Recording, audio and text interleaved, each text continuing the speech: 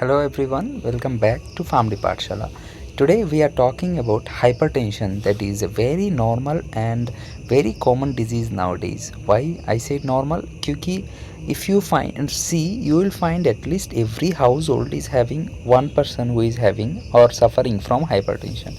Okay, now hypertension क्या है, hypertension क्यों होता है, कैसे होता है, क्या सिम्टम्स रहता है, कैसे मैनेज करना होता है. In this video we will be seeing everything in detail. चलिए शुरू करते हैं. Starting with the introduction, hypertension is a persistent rise in blood pressure defined as 130/80 mmHg. Okay, blood pressure का मतलब क्या होता है, हमारा वेन्स या फिर आर्टरीज के अंदर जो ब्लड है उसका जो प्रेशर रहता है उस वेन या फिर आर्टरी के ऊपर, that is called the blood pressure.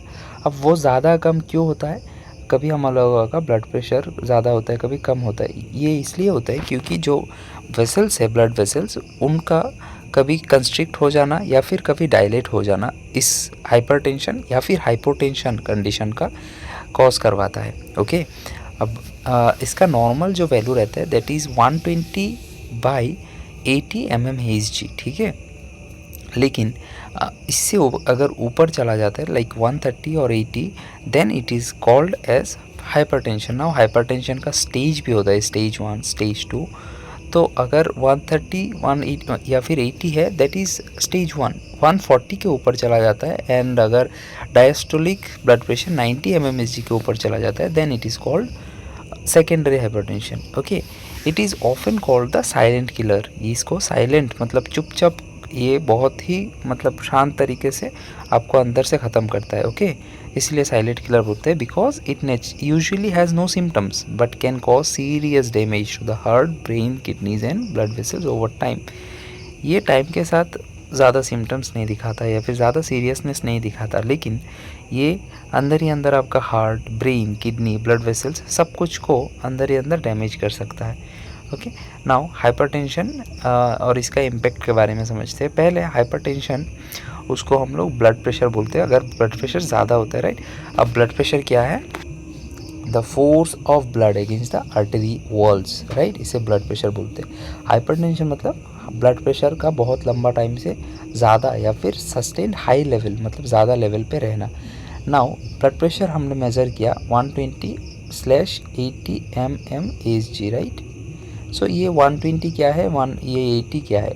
120 जो है इसको हम लोग नॉर्मल रेंज का बात कर रहा हूँ मैं. 120 है सिस्टोलिक ब्लड प्रेशर और 80 है डायस्टोलिक ब्लड प्रेशर. तो सिस्टोलिक ब्लड प्रेशर ऊपर रहता है और डायस्टोलिक ब्लड प्रेशर नीचे रहता है. ना ये दोनों क्या है, सिस्टोलिक ब्लड प्रेशर है प्रेशर ड्यूरिंग हार्ट बीट्स. जब हम लोगों का हार्ट कॉन्ट्रैक्ट होता है, ओके, तब हार्ट बीट होता है, दैट इज़ सिस्टोलिक. और जब हम लोगों का हार्ट रिलैक्स होता है तब प्रेशर छूट जाता है और तब ब्लड हार्ट के अंदर जाता है. Okay, that is the diastolic pressure. Okay, in short जब ब्लड हम लोगों के हार्ट के अंदर जा रहा है दैट इज़ डायस्टोलिक प्रेशर, जब बाहर आ रहा है that is systolic pressure. Okay, तो सिस्टोलिक प्रेशर नॉर्मली 120 होता है और वो 80 होता है. ये नॉर्मली 80 से ज़्यादा क्यों, क्योंकि इसमें हार्ट अपने से प्रेशर लगा रहा है ब्लड को अंदर से बाहर निकालने के लिए, right. So it is 120 and thus it is 80. तो ये हम लोग का नॉर्मल लेवल हो जाता है. जब प्रेशर ज़्यादा रहेगा देन ये भी बढ़ जाएगा, ये भी बढ़ जाएगा, राइट. तब जाके हम लोग का blood pressure high blood pressure कहलाता है. नाउ क्या क्या रीज़न हो सकता है ब्लड प्रेशर होने का, मेडिकल टर्म्स के थ्रू हम लोग समझेंगे. इटियोलॉजी मतलब what's the reason behind of the condition, right. So the etiology of hypertension is complex and multifactorial involving a combination of genetic, environmental and lifestyle factors. Okay, hypertension ना आपका बहुत reason की वजह से हो सकता है, लेकिन कोई एक पर्टिकुलर रीज़न नहीं आप बता सकते हो. ओके, ये होने का बहुत सारा रीज़न, जैसे कि जेनेटिक मतलब आपका पेरेंट्स को है तो आपको भी हो सकता है. Environmental factors and lifestyle factors. Okay, आपका वेट ज़्यादा हो जाना, आपका सेडेटरी लाइफस्टाइल, एक्सरसाइज ना करना या फिर ऑयली या जंक फूड ज़्यादा लेना, स्मोकिंग करना, अल्कोहल कंजम्पशन करना, अदर आपका डिजीज़ होना, तो this will be leading you to hypertension. So there is no particular और single solid reason. Now let's understand hypertension is having no two types, primary and secondary. Okay, primary hypertension that is essential hypertension. Okay, so primary hypertension occurs for approximately 90 to 95% of all the cases and has no identifiable underlying cause. It is believed to develop gradually over time due to the interaction of several factors like genetic, age and race. मतलब primary hypertension है जो वो बहुत commonly देखा जाता है, 90 to 95% cases में वो प्राइमरी टाइप का हाइपरटेंशन होता है। और प्राइमरी टाइप कौन सा होता है? जिसमें we don't know the particular underlying reason, okay, जिसे हम नहीं बोल सकते कि इसी के रीजन्स इस वजह से इस पेशेंट को हाइपरटेंशन है। जब हम ये नहीं बोल सकते तब ये प्राइमरी हाइपरटेंशन होता है। इसका वैसे भी हम लोग थोड़ा रीज़न अगर बात करना चाहे तो जेनेटिक मतलब पेरेंट्स से आना, एज मतलब ब्लड प्रेशर क्या होता है, एज के साथ ज़्यादा बढ़ता है। ज़्यादा आप बूढ़ा होते जाओगे तो आपका एज बढ़ता जाएगा, ब्लड प्रेशर होने का चांस ज़्यादा होता है। एंड रेस एंड एथनिसिटी मतलब आप कहाँ से बिलोंग करते हैं, अफ्रीका हो, अमेरिकन हो, तो according to places hypertension vary करता है। और भी बहुत सारा रीजंस है जैसे कि ओबेसिटी, राइट। ओबेसिटी मतलब एक्सेस वेट गेन कर लेना, हाई सोडियम इंटेक, आप अगर ज़्यादा सोडियम लेते हो तो excessive sodium consumption can lead to fluid retention, okay, body के अंदर फ्लूइड जमा रहेगा अगर आपका सोडियम लेवल ज़्यादा है तो उससे ब्लड प्रेशर बढ़ जाता है। लो पोटाशियम इंटेक, अगर आप पोटाशियम कम लेते हो तो वो सोडियम को रेगुलेट करता है नॉर्मली, ठीक है, सोडियम बैलेंस और ब्लड प्रेशर को। अगर कम लेते हो तो वो रेगुलेट नहीं कर पाएगा, इससे डिसबैलेंस होता है। फिजिकल इनएक्टिविटी जैसे कि मैंने बोला था, lack of exercise contributes to weight gain and cardiovascular dysfunction, okay. Excessive alcohol consumption like heavy alcohol consumption can raise blood pressure, right. Stress, chronic stress मतलब बहुत लंबा समय से किसी बात का स्ट्रेस है आपको, that can also lead to elevated blood pressure level. And smoking, okay, nicotine blood pressure को बढ़ाता है, राइट। सो हमने देखा कि हाइपरटेंशन को प्राइमरी हाइपरटेंशन होने का क्या क्या रीजंस हो सकते हैं, दो दे आर नॉट वैलिड और अंडरलाइंग पर्टिकुलर रीजंस, ओके। इन सब के वजह से होने का चांसेस हो सकता है like genetic, age, race, obesity, high sodium intake, low potassium intake, physical inactivity, alcohol consumption, stress, smoking etcetera, right. Now we will be seeing the secondary hypertension. Secondary hypertension क्या होता है? जब we know the particular reason, okay. See, secondary hypertension accounts for the remaining 5 to 10% and is caused by an identifiable underlying medical condition or medication, okay. मतलब हमने देखा था कि 90 to 95% होता है प्राइमरी हाइपरटेंशन, रेस्ट 5 to 10% जो होता है दैट इज़ सेकेंडरी हाइपरटेंशन। ये होने का एक आइडेंटिफाइबल पर्टिकुलर रीजन्स होता है बॉडी के अंदर। Suppose someone is having secondary hypertension, then we can say कि इस पेशेंट में ये पर्टिकुलर रीजन कोई कंडीशन था तभी उसको ये हाइपरटेंशन हुआ है, okay. Suppose these are the causes. First one is kidney, किसी को अगर किडनी डिजीज़ है तो chronic kidney diseases can impair the kidney's ability to regulate fluid and electrolyte balance leading to hypertension. किसी को अगर बहुत लंबा समय से किडनी का प्रॉब्लम है तो उसका बॉडी में फ्लूइड और इलेक्ट्रोलाइट बैलेंस का इम्बैलेंस होगा, तो that will lead to hypertension. Next, endocrine disorder, okay, hormonal problems, suppose conditions like hyperthyroidism, Cushing's syndromes, then pheochromocytoma, okay, that can cause to hormonal imbalances and can elevate the blood pressure, okay. Next is sleep apnea, मतलब obstructive sleep apnea is associated with increased sympathetic nervous system activity and hypertension, okay. obstructive sleep apnea एक disorder है जिसके through भी आपका blood pressure बढ़ने का chance होता है। Next, thyroid diseases, both hyperthyroidism and hypothyroidism can lead to blood pressure, okay. Next, medications, कुछ मेडिकेशंस भी ब्लड प्रेशर बढ़ाता है जैसे कि non steroidal anti inflammatory drugs, decongestant, oral contraceptives and some anti depressants, okay. ये भी क्या करते हैं, हम लोगों का प्रेशर बढ़ाते हैं, तो हमें पता है कि इस रीजन से बढ़ा है, तो these are called secondary hypertension, okay. So secondary hypertension का एक ओवरव्यू क्या है, किस किस रीजन्स की वजह से हो सकता है, that is kidney disease, endocrine मतलब हार्मोनल प्रॉब्लम, स्लीप एपनिया, ठीक है, thyroid disorders, contraction of the aorta and medications and illegal drugs, okay. So these things leads to secondary hypertension. Now we'll be understanding the epidemiology means how like what is the percentage or what is the numbers that is occurring worldwide, okay. Suppose hypertension affects 1.28 billion adults, मतलब like जिनका 30 to 79 years है maximum, मतलब average age world wide, ठीक है, मतलब world wide पूरा world में 1.28 billion adults को ये हाइपरटेंशन का प्रॉब्लम है, okay. With higher rates in low and middle income countries, मतलब जिन कंट्री में लो और मिडिल इनकम है वहाँ पर ये होने का टेंडेंसी ज़्यादा है। Okay, it increases with age and is more common in men before 65 and rises in women after menopause. समझ रहे हैं? मतलब अगर किसी पेशेंट में हो रहा है तो उसमें मेल को होने का चांसेस ज़्यादा है, और जिनका 65 ईयर्स से लेस एज है। ओके, और फीमेल में आफ्टर मेनोपॉज, मतलब menopause in the sense menstrual cycle ख़त्म होने के बाद। Okay, now major risk factors include obesity, poor diet, inactivity and tobacco use. मतलब जो लोग ओबिस है, उसका डाइट ठीक नहीं है, इनएक्टिविटी है, मतलब बॉडी में कोई वर्कआउट नहीं करता है, कोई मेहनत नहीं करता है, उन लोगों को ज़्यादा होने का चांसेस है। और ये अगर अनकंट्रोल हो जाता है, मतलब आप कंट्रोल में ना रखो अपने प्रेशर को, then it can lead to heart disease, stroke, kidney damage, vision loss and cognitive decline. Now vision loss and cognitive decline के बारे में मैं थोड़ा बताना चाहूँगा। हाइपरटेंशन एक ऐसा प्रॉब्लम है जो ऑब्वियसली आपका cardiovascular, brain, stroke etcetera related कुछ कॉज करेगा। Okay, negative. लेकिन ये एक ऐसा भी डिजीज़ है जो आपका विजन लॉस, मतलब आपका जो आँखों का जो पावर है उसको भी कम करता है, साथ ही में आपका सोचने का जो एबिलिटी है, कॉग्निटिव जो थिंकिंग है, this is also decreased when you are having hypertension. Okay, so hypertension is that much dangerous. Now hypertension outcomes in the sense, hypertension अगर किसी को है तो क्या क्या हो सकता है, ओवरव्यू एक बार फिर से देखेंगे। उसको कार्डियोवास्कुलर डिजीजेज, मतलब heart attack, stroke, heart failure होने का चांसेस बढ़ जाता है।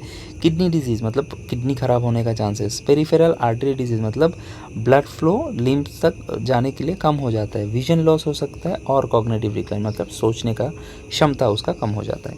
Now let's see the symptoms of hypertension, मतलब क्या क्या सिम्टम्स होगा पेशेंट में अगर उसको हाइपरटेंशन है तो। Hypertension is often asymptomatic. First of all, hypertension का कोई भी पर्टिकुलर सिम्टम नहीं होता है, क्योंकि ये कोई डिजीज़ नहीं है, this is a disorder, right. तो हाइपरटेंशन का कोई पर्टिकुलर सिम्टम नहीं होता है, लेकिन अर्ली स्टेजेस में मोस्टली, राइट। तो अगर धीरे धीरे बढ़ता है तो ऑब्वियसली आपको कुछ प्रॉब्लम्स देखने को फेस करने को मिलेगा, right. Many people with high blood pressure are unaware of their condition until it is detected during a routine medical checkup and when they develop complications.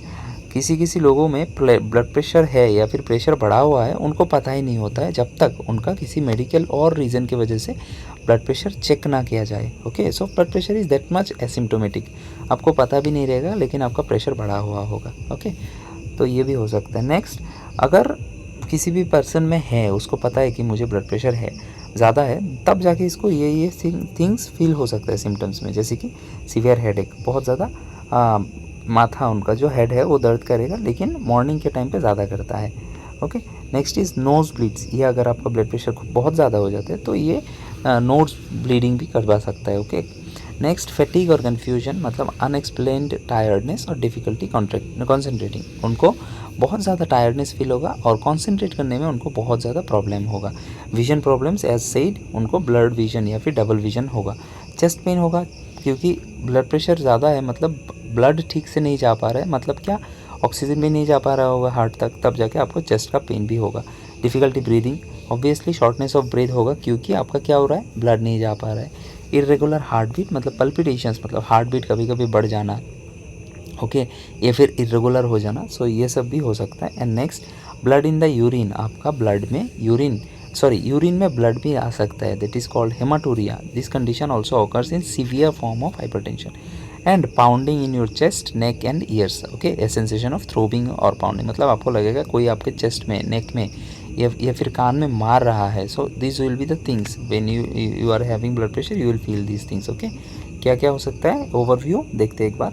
Severe headache हो सकता है, फ्रीक्वेंट नोज ब्लीड हो सकता है, fatigue होगा, blood vision problems होगा, chest pain and breathing difficulty. तो अगर आपको ब्लड प्रेशर है, आप ये सब कुछ फील कर सकते हो। ओके, नाउ बात करते हैं डायग्नोसिस का। अगर suppose some patient is having blood pressure, right, अब उनको कैसे चेक किया जाता है? ब्लड प्रेशर चेक करने के लिए कुछ हम लोगों के पास पैरामीटर्स होते हैं, चलिए देखते हैं। First one is blood pressure measurements. Okay, तो ये क्या होता है, स्पेग्मोमैनोमीटर करके एक मशीन आता है, उसको हम अपने हाथ में लगाते हैं, उससे हम लोग कफ को इन्फ्लेट करके हम लोग का प्रेशर मेजर किया जाता है, that is blood pressure measurement. Next is ABPM, okay, that offers a comprehensive 24-hour profile useful for identifying white coat hypertension। किसी भी पेशेंट में लास्ट 24 आवर का क्या रिकॉर्ड है ब्लड प्रेशर का, वो देखने के लिए हम लोग ये टेस्ट यूज़ कर सकते हैं। नेक्स्ट HBPM, ओके, तो allows regular monitoring at home empowering patients, मतलब ये एक मशीन है जो आप घर में रख के खुद से टेस्ट कर सकते हो आपका प्रेशर कितना है। So this also allows for a regular checking और मॉनिटरिंग। लेबोरेटरी टेस्ट मतलब assessing kidney function, electrolytes and cholesterol levels, इससे हम लोगों का पता चल सकता है, वी कैन गेस कि हम लोगों का प्रेशर बढ़ा हुआ है। ECG करने से हम लोगों का हार्ट का प्रॉब्लम क्या है क्या नहीं है, एंड ये किस वजह से हुआ है, मतलब कोई ब्लड प्रेशर ज़्यादा होने की वजह से तो नहीं हुआ है। This can also be seen as like as echocardiogram. Okay, now lifestyle modification, suppose someone is hypertensive, right? We know the symptoms, we know the how to diagnose, we know what he is feeling and everything. Now how can he prevent, अगर ये ज़्यादा level तक नहीं पहुँचा है और अगर पहुँच गए तो कैसे उसको ट्रीट कर सकते हैं। फर्स्ट ऑफ ऑल मेडिकेशंस जानने से पहले कुछ लाइफस्टाइल में चेंजेस लाना बहुत ज़रूरी है, ठीक है, बात करते हैं उनके पहले, उसके बाद हम लोग मेडिकेशंस देखेंगे। फर्स्टली रेगुलर एक्सरसाइज, पेशेंट अगर इनएक्टिव है तो उसको ये सब होने का चांसेस बढ़ जाता है, तो he should be regularly exercising at least 30 minutes a day, और 30 minutes walking he should be doing. तो बॉडी में थोड़ा सा एक्टिविटी रहेगा तो बॉडी का ब्लड पंपिंग कैपेबिलिटी भी हार्ट का मतलब अच्छा रहेगा, right. So recommended moderate to vigorous aerobic activities. Okay, next is weight management. आपका वेट जितना ज़्यादा रहेगा you are more prone to having hypertension. So weight को थोड़ा सा मैनेज करके BMI अपना चेक करके उसके अकॉर्डिंग वेट रखना एडवाइजेबल है in this case. Dietary changes, emphasise DISH diet, emphasise sodium reduction and potassium rich food. अगर किसी में हाइपरटेंशन का प्रॉब्लम है तो उनको सोडियम मतलब नमक जितना कम हो सके उतना लेना है, एंड पोटेशियम रिच फूड्स ज़्यादा लेना है।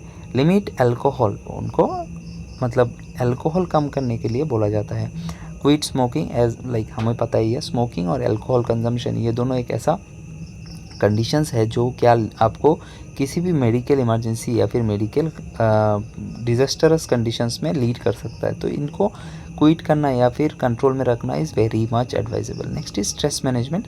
किसी में अगर क्रॉनिक स्ट्रेस का कंडीशन है, बहुत लंबे समय तक उनको स्ट्रेस मतलब स्ट्रेस में है वो person, then he is advised to consult some physician or some psychiatrist to decrease his stress.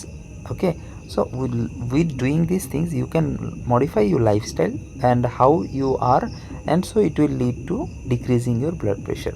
अगर फिर भी नहीं हो रहा है then you should be going for medications, right? Now this part is solely for the pharmacist और medical students, ठीक है, क्योंकि यहाँ पर हम लोग इन डिटेल समझेंगे क्या हाइपरटेंशन को ट्रीट करने के लिए क्या क्या मेडिकेशंस है, उनका क्या क्या क्लासेस है, वो लोग कैसे काम करते हैं, mechanism of action of every class with examples we will be seeing. Okay, but this will be seen in the next video, and क्योंकि ये वीडियो थोड़ा सा लंबा होगा, ठीक है, मतलब ये वीडियो थोड़ा लंबा हो ही गया है, मेडिकेशंस के बारे में हम जब बात करेंगे थोड़ा सा टाइम लगेगा, इसलिए इसको मैं सेकेंड पार्ट में डिस्कस करना चाहूँगा, ठीक है। तो stay tuned for the next video, and this one was the first video or the first introductory video on hypertension. Okay, thank you for watching and we will be meeting you in the next video.